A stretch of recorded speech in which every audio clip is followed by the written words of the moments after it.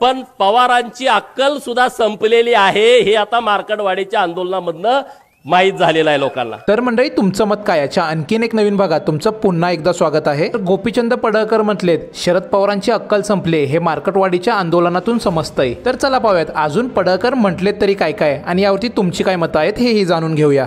की शरद पवारांचं संपूर्ण राजकारण हे विश्वासघातावरती अवलंबून आहे याबद्दल महाराष्ट्रातल्या कुठल्याच माणसाच्या मनामध्ये शंका नव्हती। का होती कुणाच्या मनामध्ये शंका? पण शरद पवार हुशार आहे असं सगळी माणसं म्हणत होती।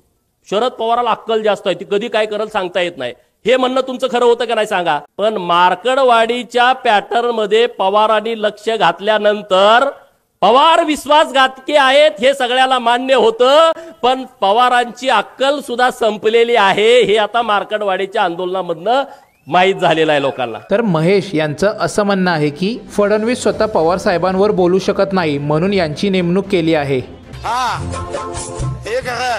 ते सुद्धा बघावं लागतं या सगळ्या राड्या।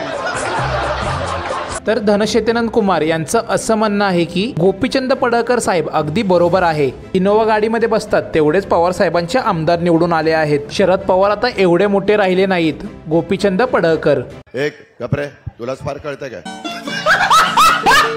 तर श्री लाहोर यांचं असं म्हणणं आहे की या साहेबांविषयी आदर बाळगा, नाहीतर पडळकर साहेब आपण अजून त्यांच्या पुढे काहीच नाही, आदराने बोलावे। वाह वाह, ये कौन अग्रलेख में लिखा है? नाही